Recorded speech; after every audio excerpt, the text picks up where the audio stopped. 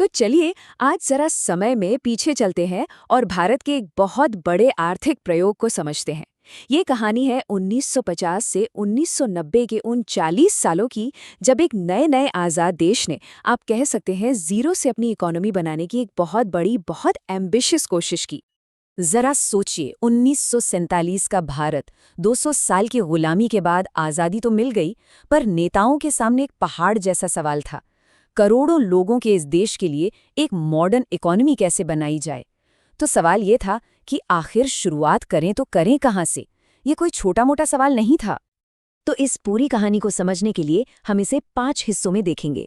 सबसे पहले जानेंगे कि देश के सामने रास्ते क्या थे, फिर देखेंगे कि कौन सा रास्ता चुना गया, खेती में कैसे एक क्रांति आई, उद्योगों को कैसे खड़ा किया गया, और आखिर में इस 40 साल के वेरी स्मॉल एक्सपेरिमेंट का रिपोर्ट कार्ड कैसा रहा।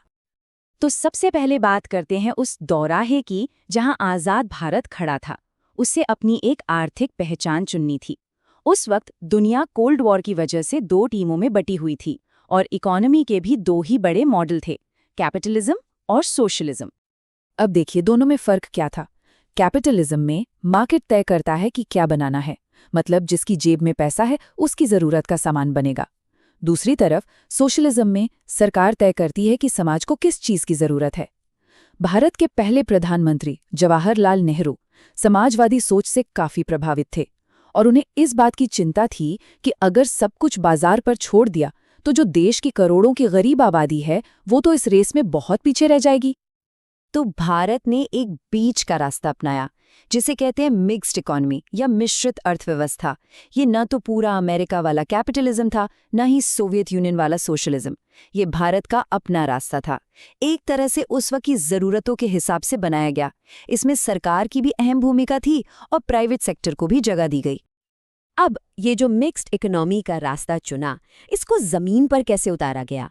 इसके लिए आए 5 ईयर प्लान्स, यानी पंचवर्षीय योजनाएं। ये योजनाएं देश के लिए एक तरह का ब्लूप्रिंट थीं, जिनके कुछ बहुत साफ लक्ष्य थे। इन योजनाओं के 4 मेन पिलर्स थे। पहला और सबसे जरूरी लक्ष्य था ग्रोथ, मतलब इकोनॉमी का जो पूरा केक है पहले उसे बड़ा किया जाए ताकि सबके हिस्से में कुछ आ सके। दूसरा था मॉडर्नाइजेशन, और इसका मतलब सिर्फ नई मशीनें लगाना नहीं था, बल्कि सोच को भी मॉडर्न बनाना था, जैसे कि वर्कफोर्स में महिलाओं को आगे लाना। तीसरा सेल्फ रिलायंस, यानी आत्मनिर्भरता, ताकि जरूरी चीजों के लिए हमें दूसरे देशों के आगे हाथ न फैलाना पड़े। और चौथा था इक्विटी, यानी समानता। ये पक्का करना कि विकास का फायदा सिर्फ अमीरों को नहीं बल्कि गरीबों तक भी पहुंचे। और इस पूरे दौर की जो सोच थी, जो उम्मीद थी, वो पहली पंचवर्षीय योजना की इस एक लाइन में बहुत अच्छे से दिखती है। मकसद साफ था, हर भारतीय को एक बेहतर जिंदगी देना। तो प्लान तो बन गया, लेकिन अब आया पहला बड़ा टेस्ट, खेती। भारत को विरासत में एक पिछड़ा हुआ एग्रीकल्चर सेक्टर मिला था और करोड़ों लोगों का पेट भरने की चुनौती सामने थी। खेती को सुधारने के लिए सबसे पहला काम किया गया लैंड रिफॉर्म्स का। मकसद तो बहुत अच्छा था, जमींदारी खत्म करना और जमीन जोतने वाले को उसका मालिक बनाना। इससे करीब 200 लाख किसानों को फायदा भी हुआ। लेकिन असलियत में कई बड़े जमींदारों ने कानून में लूप होल्स ढूंढकर अपनी जमीनें बचा लीं। इसलिए इसकी कामयाबी केरल और पश्चिम बंगाल जैसे कुछ ही राज्यों में देखने को मिली। और लैंड रिफॉर्म्स के बाद आया वो कदम जो गेम चेंजर साबित हुआ। हम बात कर रहे हैं ग्रीन रेवोल्यूशन, यानी हरित क्रांति की। सीधे शब्दों में कहें तो इसका मतलब था बेहतर बीज, खाद और कीटनाशकों का इस्तेमाल करके अनाज, खासकर गेहूं और चावल का प्रोडक्शन जबरदस्त तरीके से बढ़ाना। अब ये क्रांति एक झटके में पूरे देश में नहीं आई, इसे 2 फेज में लागू किया गया। पहले फेज में, यानी 60s के बीच में, पंजाब और आंध्र प्रदेश जैसे अमीर राज्यों पर फोकस किया गया, जहां गेहूं की पैदावार बढ़ी। फिर 70s के बीच में दूसरे फेज में ये क्रांति देश के और हिस्सों और दूसरी फसलों तक भी पहुंची। और इसका नतीजा जबरदस्त था। 1960 के दशक के आखिर तक भारत खाने पीने के मामले में आत्मनिर्भर हो चुका था। वो देश जो कुछ साल पहले तक अमेरिका से अनाज इंपोर्ट कर रहा था, अब अपने लोगों का पेट खुद भर सकता था। ये एक बहुत बहुत बड़ी कामयाबी थी। लेकिन इस कामयाबी के पीछे एक बड़ा फैक्टर था सब्सिडी का। सरकार किसानों को नई टेक्नोलॉजी अपनाने के लिए सस्ते बीज और खाद दे रही थी और ये एक ऐसा टॉपिक है जिस पर आज तक बहस होती है कि ये सब्सिडी सही थी या गलत। तो ये बहस है क्या? एक तरफ जो लोग सब्सिडी को सही मानते हैं, उनका कहना है कि गरीब किसान नई टेक्नोलॉजी पर पैसा लगाने से डरता है, इसलिए उसे बढ़ावा देना जरूरी था। वहीं दूसरी तरफ जो लोग इसके खिलाफ हैं, उनका तर्क ये है कि एक बार टेक्नोलॉजी कामयाब हो गई तो सब्सिडी बंद कर देनी चाहिए थी, क्योंकि इसका बोझ सरकारी खजाने पर पड़ता है और इसका असली फायदा अक्सर बड़े किसानों को ही मिलता है। तो खेती की समस्या तो काफी हद तक सुलझ गई। अब ध्यान गया इंडस्ट्री की तरफ। लक्ष्य था भारत को कारखानों का देश बनाना, एक मजबूत इंडस्ट्रियल बेस तैयार करना। और यहाँ जो पॉलिसी अपनाई गई उसे कहते हैं इम्पोर्ट सब्स्टिट्यूशन। मतलब बड़ा सिंपल था, जो चीज़ें हम बाहर से मंगाते हैं कोशिश करो कि उन्हें देश में ही बनाया जाए। इसके पीछे सोच ये थी कि अपने देश की नई नई कंपनियों को विदेशी कंपटीशन से बचाया जाए। तो अपने घरेलू उद्योगों को बचाने के लिए सरकार ने दो बड़े हथियार इस्तेमाल किए। पहला था टैरिफ, यानी बाहर से आने वाले सामान पर इतना टैक्स लगा दो कि वो महंगा हो जाए।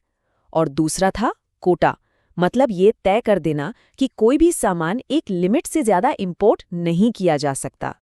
इंडस्ट्री पर सरकार के इसी कंट्रोल को एक नाम मिला, परमिट लाइसेंस राज। मतलब कुछ भी करना हो, फैक्ट्री लगानी हो, प्रोडक्शन बढ़ाना हो, हर चीज के लिए सरकार से परमिट या लाइसेंस लेना पड़ता था। मकसद तो अच्छा था कि इंडस्ट्री देश के पिछड़े इलाकों में भी लगे, लेकिन अक्सर इसका नतीजा लाल फीताशाही और भ्रष्टाचार के रूप में निकला। तो अब 40 साल गुजर चुके हैं। वक्त है एक रिपोर्ट कार्ड देखने का कि इस पूरे एक्सपेरिमेंट में क्या अच्छा हुआ और कहाँ कमी रह गई। सबसे पहले एक बड़ी कामयाबी देखते हैं। 1950 में हमारी जीडीपी में इंडस्ट्री का हिस्सा था सिर्फ 13% और 1990 तक ये बढ़कर हो गया लगभग 25%। मतलब भारत की इकॉनमी अब सिर्फ खेती पर टिकी नहीं थी, वो डाइवर्सिफाई हो रही थी। ये एक बड़ा बदलाव था। लेकिन अब सिक्के का दूसरा पहलू देखिए। इंडस्ट्री तो बढ़ी, पर क्या लोगों को खेती से निकालकर फैक्ट्रियों में काम मिला? ये आंकड़े कुछ और ही कहानी बताते हैं। 1950 में करीब 67.5% आबादी खेती पर निर्भर थी और 40 साल बाद भी ये आंकड़ा लगभग 55% पर ही था। मतलब इंडस्ट्री उतनी नौकरियां नहीं बना पाई जितनी उम्मीद थी।